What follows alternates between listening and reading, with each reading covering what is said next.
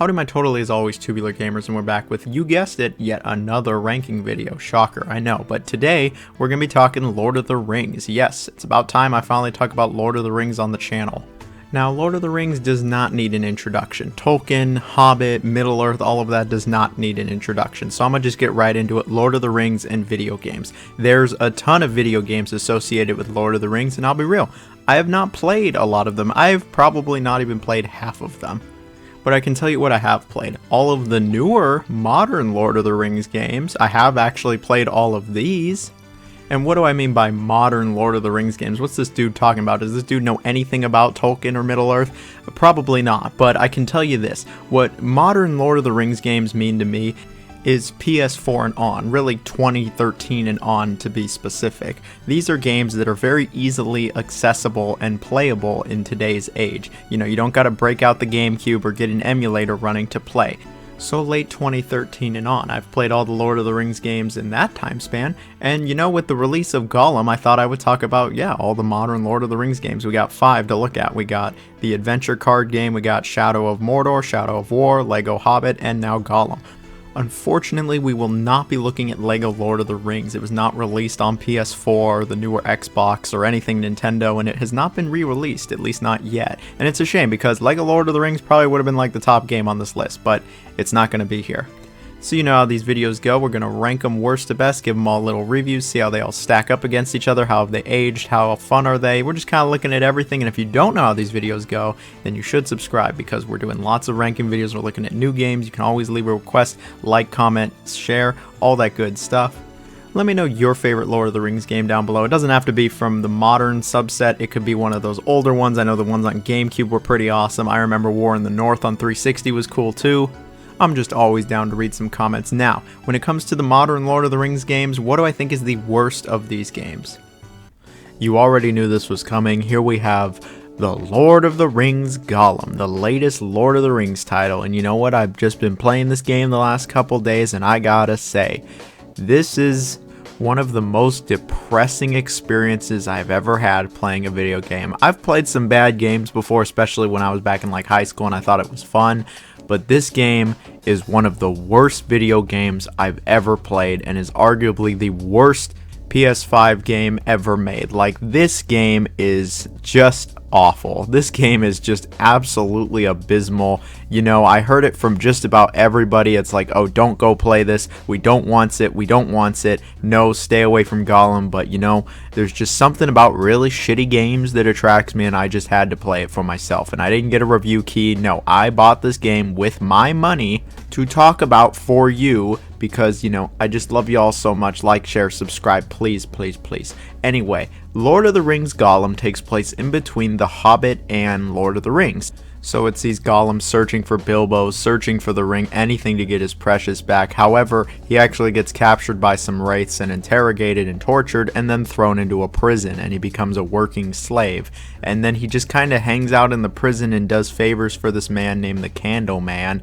And eventually, you know, he does get out of the prison, but I'll just leave it at that. You know, the story, this game is just so depressing in like every sense. Like, Gollum's depressing. He's a depraved, awful creature who, I don't know why they gave him his own video game, but like, the environment's really depressing, the story's depressing. It's just, you just almost feel bad for Gollum. Like, he's just getting tortured, getting the crap kicked out of him. They treat him like crap. He's everyone's slave, basically. He just doesn't really seem to have a mind of his own. He doesn't even really seem to care all that much about the ring. He just ends up doing work for basically everyone else. The Gollum I know would have done everything to get out of that prison as soon as possible to then continue his search for the ring, but yeah, the story's just, it's just awful. Like, the motivations behind what Gollum's doing are terrible. Like, the other characters are horrible. They're just terribly written. There is nothing, and I mean nothing good about this story. Like, why Gollum? Like, don't get me wrong, Gollum's super iconic to Lord of the Rings, but why would you make a story, a game, a narrative surrounded around Gollum? What do you expect to get? Well, you get this, and it's just awful. And when it comes to the gameplay, oh, it's the same story. You know, I heard, oh, this gameplay sucks, this is a terrible loop, it's unresponsive, it's super unpolished, and you know what? They're all right. They are all right. You know, all those reviews you read, all those YouTubers you hear talk about it, well, I'm here to add to the pile. This game plays like some fat dookie.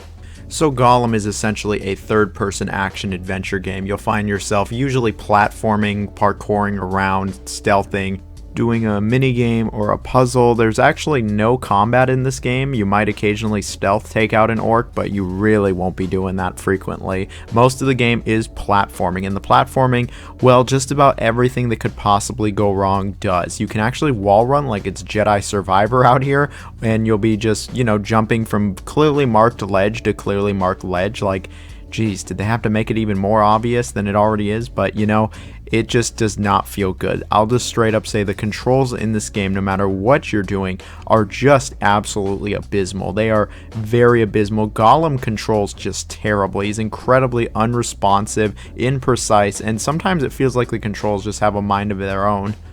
Gollum does not have a good weight or feel to him at all, and the platforming really suffers because of it. It's not fun. It feels like a chore. It feels tedious. Sometimes it feels like you're moving at a snail's pace, and it just is not exciting. And one reason it's not exciting is because the level design is just atrocious. It is all over the place. It's nonsensical at times. It's just ridiculous. It sucks. The camera is way too zoomed in also. It becomes difficult to see, and you frequently find yourself just running off cliffs because it's like I can't see where the cliff ends, and I want to, get the longest jump. You can sprint, but you have about as much sprint as like a 90-year-old grandma in a wheelchair, aka none.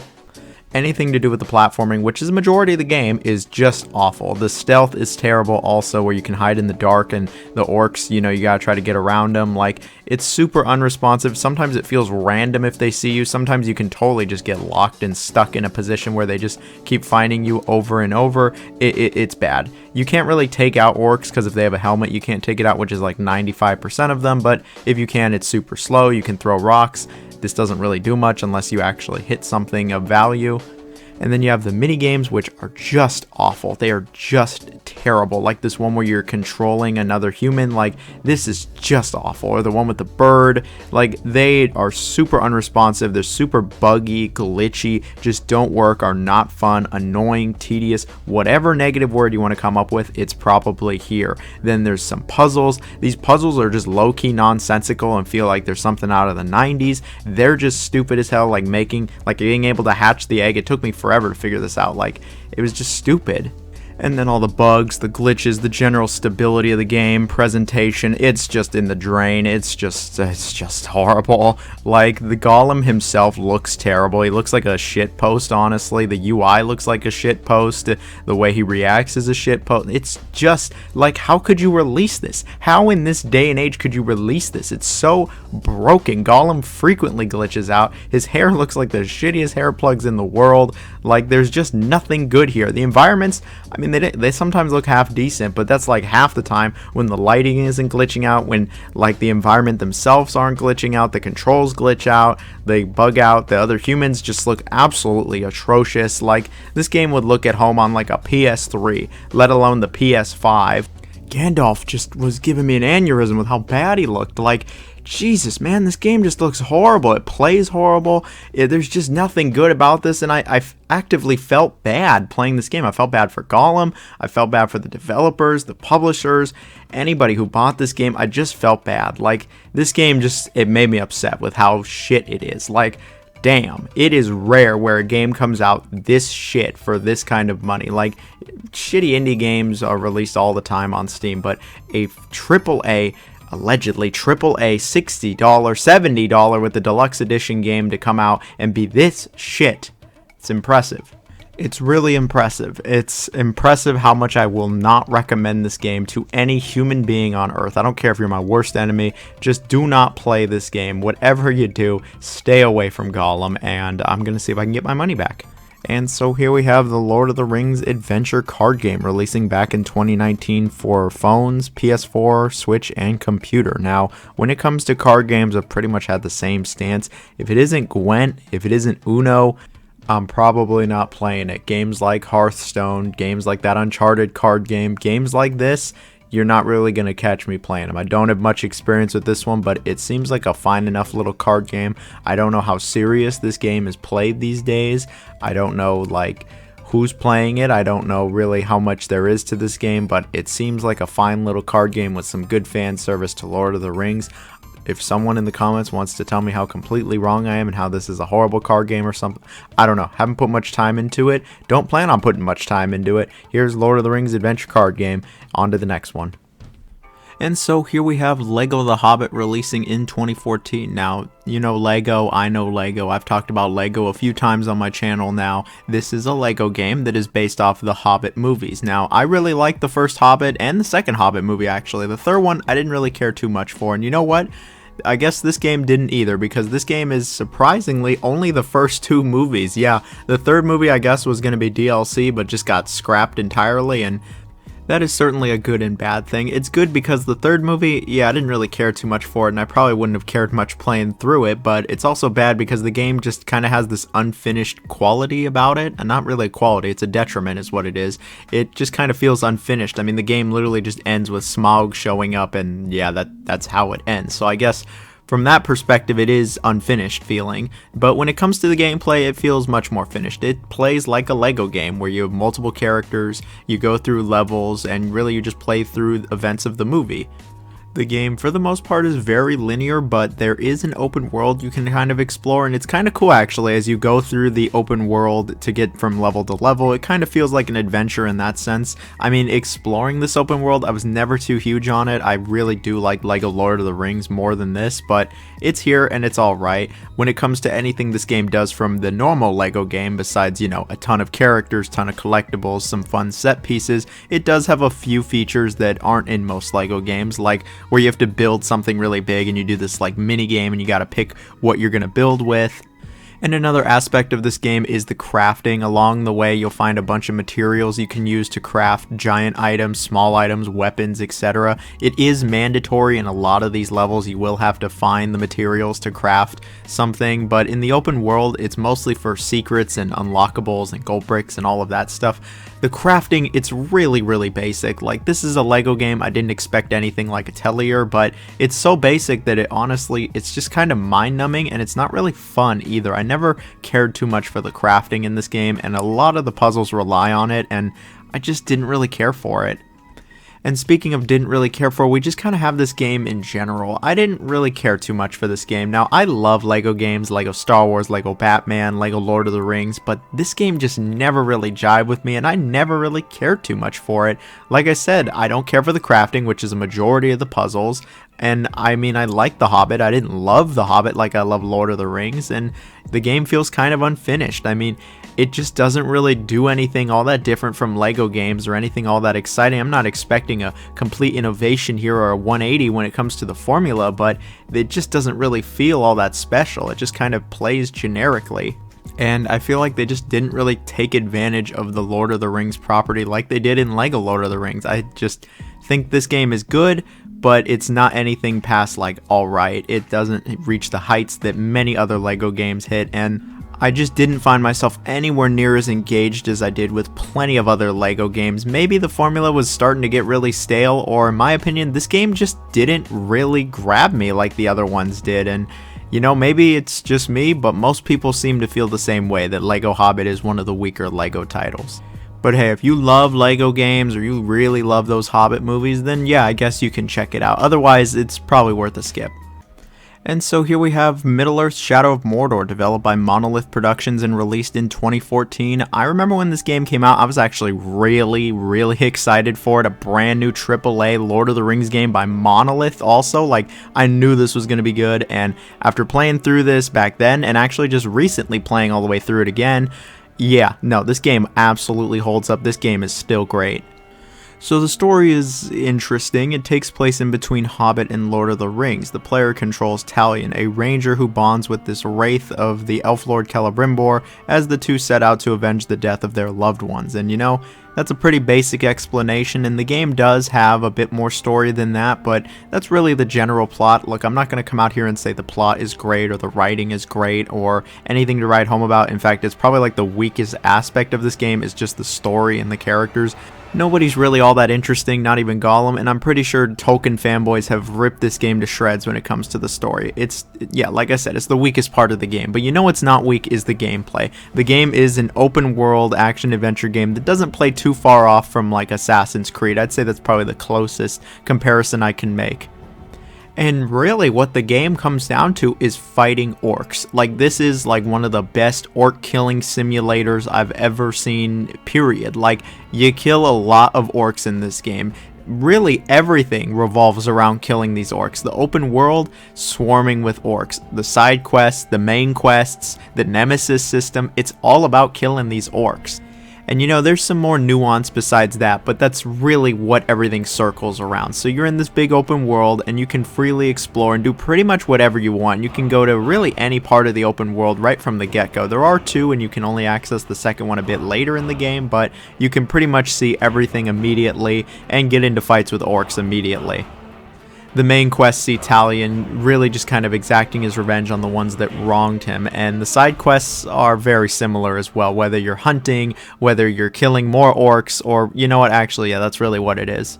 And so let's talk about it. Let's talk about the combat in this game. The combat is actually really good. It plays very similar to, again, Assassin's Creed or the Batman games from like the late 2000s, early 2010s, where, you know, you press X or square to do your basic attack. You can counter with triangle or Y. There's a stun move. You can jump over enemies. You can actually use a bow and arrow, which will freeze time, which is nice. And you'll just see tons upon tons of orcs show up, and you just fight them all at once. You can avoid them, you can be stealthy, you can take them out one by one. I didn't really care too much about being stealthy outside of a few times. I just ran in and killed as many as I could. There's a couple different orc types, but for the most part you're just fighting regular ass orcs with big ass weapons, and you know what, you just take them out one by one. You can stun them and take them out. You can actually control them, which is cool. You can just headshot them. You can kind of lay traps, you can interact with the environment. The environment actually has a lot of tools for you to use to kill these orcs. And then you have when the war chiefs show up, or the generals, or really the big guys, the guys that are the bosses that don't die in a few hits. And these guys are a bit tougher, you know, they actually take some resilience, and the challenge of this game really comes from fighting these guys. They have weaknesses, they have strengths, they sometimes have their own people, and the nemesis system is really where all this comes in. Unfortunately, Warner Brothers, being the stingy bastards that they are, have basically copyrighted this system, so it's not going to show up in any other games. But what it essentially is this dynamic system for the war chiefs, where as you kill one, you know, a new one will replace it, and it's usually randomly generated. There's probably a set amount of them, but really it's this dynamic system where as you kill war chiefs, new ones cycle in, and they actually all just kind of act on their own as well. You know, the war chiefs will fight each other, they'll kill each other, and this system dynamically adjusts to it. And as you take them out, and you can sometimes send your own orcs into it, further complicating things. It's actually really in-depth. I know I probably just didn't give the greatest explanation of it, but it actually is really in-depth, and it's really cool to see how the world just kind of reacts around you as time passes. You know, new war chiefs come in, other war chiefs get more powerful, and it really keeps things varied, especially since you're really just killing orcs like 95% of the time. And all of this kept me engaged. The combat, I think, is actually really solid. The nemesis system's great. There's a bunch of parkour and open world exploration stuff that is, it's alright. I mean, it's nothing great. And then there's your usual just kind of mid-2010s game aspects you would expect. You know, there's like XP, there's skill points, there's meaningless side missions, there's collectibles, just kind of what you would see in open worlds at the time, especially from Ubisoft. But I think this game is great fun. You know, it kept me engaged. It's got a good pace to it. It's got a good length to it. I also can appreciate they really just drop you into this open world after a couple minutes and just let you do what you want to do, which is great to see. The game had a kick-ass presentation when it came out. Music's actually pretty cool too. I have no problem recommending this game to anybody who likes Lord of the Rings or action games. I think this game still holds up. It's still a bunch of fun, and it's one of the better Lord of the Rings games. And so here we have Shadow of War, which I believe to be the best of the modern Lord of the Rings games. Shadow of War really builds on top of Shadow of Mordor to have a much bigger, more epic adventure. The story takes place after and really sees Talion and Celebrimbor raging war against Sauron's forces and all of that good stuff. The story, I'll be real, the story's not very good in this game. The story's, it's really about as good as it was in Shadow of Mordor, just expanded on, which was not so hot. I'm sure Tolkien lorists have absolutely picked this game apart, but you know, I'm not here to pick apart the story. I think for what it was, I mean, it's okay at best, and at its worst, it's just really bad fan fiction. None of the characters are really all that great, not even Gollum, and I'd rather, just not talk about the story. It's really not the main focal point of this game. What the focal point of this game is building on the Nemesis system and just expanding on everything Shadow of Mordor did. Like, the game is a lot bigger, a lot more open, and there's a lot more to do in this game than Shadow of Mordor ever had. The map is way bigger, and sometimes it does feel a bit formulaic with what you're doing in the game. The combat isn't all that different from Shadow of War. It still plays kind of like Batman, only there's a lot more abilities that Talion gets here, and he can do a lot better maneuvers and has some new tricks up his sleeve. But a big aspect of the game was expanding on the Nemesis system and really creating your own orc armies to go up against other orcs. And this was like briefly in Shadow of Mordor towards the end, where they have you taking control of like the war chiefs, but here it really is like a focal point, is really creating your own army of orcs to go up against other orcs and eventually Sauron's forces. And I gotta say, I actually had a lot of fun here taking control of all the orcs, creating my own army from scratch essentially, and just going up against as many as I could. You thought you killed a lot of orcs in Shadow of Mordor. You kill even more orcs here in Shadow of War. No, the Nemesis system really is shown off here, and it really shows its amazing capabilities, and it's a shame we won't see any more of it thanks to Warner Brothers, because it's great in this game. It really is great. It keeps things interesting, and it keeps killing all these orcs interesting as well. And that's good, because these maps are actually a lot bigger, and there's a lot more going on here. There's a lot of side missions here. There's a lot of main story missions, more than just going after the orcs like Shadow of Mordor. My favorite part of the game, though, has to be when you're trying to take a fortress, where you go to the fortress with all your super high level orcs and you try to really just take it over and take out all those orcs and take over this entire fortress, and then it's a base and you actually have to defend it. I actually really did enjoy these battles. These were a lot of fun, a really large scale. There's actually some really good scale here, and some of these were just an absolute blast, where you go in with your best captains and they've all got their strengths and weaknesses you got to look out for, and then the ones you go up against also have those. Like, the Nemesis system really is taken advantage of here for the best. It's really great. Like, this game is just a blast. The movement is great. I think the combat is expanded on from the first game, and it's great. The fortress battles are great. The Nemesis system keeps things interesting. The open world is decently big and decently well designed. There's some interesting side missions. The main missions are actually decent. Yeah, the story isn't so hot, but oh well. All of this is really good. This is probably one of my favorite action adventure games of the last, like 10 years. Like, I think it is a really genuinely good time. However, there's a big caveat with this game that unfortunately I have to bring up, especially because I played this game back when it came out and it was a real nuisance then. This game was littered with microtransactions. It was littered with these ridiculous microtransactions that were clearly put in by Warner Brothers to get better orcs and help you in the end game. The end game to this game was just awful. Like, they took the really fun, amazing fortress battles and just ruined it. They ruined it by all these microtransactions and the grind. Like, we could be here for 10 minutes complaining about the grind and the microtransactions and just how ridiculous the end of the game got, where they would want you to basically just buy the best orcs, or you'd have to grind for a long ass time to try to even take out some of these giant fortresses, for the end game, the post game, I guess. To get the real ending, you got to take out all the fortresses, and good luck, because this shit was hard as hell. I remember going, I'm not going to buy any microtransactions, and I ended up grinding for hours upon hours to do this shit. I just gave up towards the end. It just got ridiculous.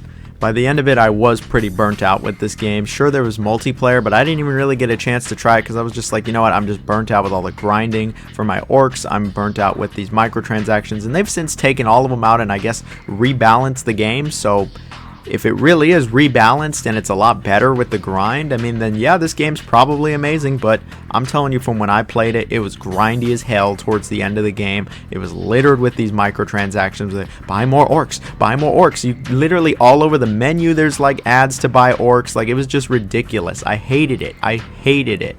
Like, this game should have been treated a lot better than this. This could have been a game of the year quality game, but I feel like the microtransactions soured everyone on this game real fast, and you know what? It sucks. It sucks they were put in the game. This game should be one of the very best Lord of the Rings games and treated that way, but unfortunately, I think the microtransactions kind of tainted it for seemingly ever. But I can tell you that this game is not worth sleeping on. It is actually pretty solid. It's still really fun. There's a lot of great aspects to it. If you like Lord of the Rings, if you like the Batman games or Mad Max, or really any of those open world games, it's worth trying. It's still a really good time. It's really gory, it's violent, it's fun. Lord of the Rings is an amazing series of movies and books. The games, as you can see, it's a bit up and down. We've got some garbage like Gollum, but we've got some gold like Shadow of Mordor and War. I feel like this video's been a bit ranty, and so I'm just gonna cut it. Try Shadow of War, it's pretty fun. Try Shadow of Mordor, shoot, even try Lego Hobbit. They're all fun. Have a good rest of the day, everyone. Hope everyone stays safe. See y'all later. Bye-bye.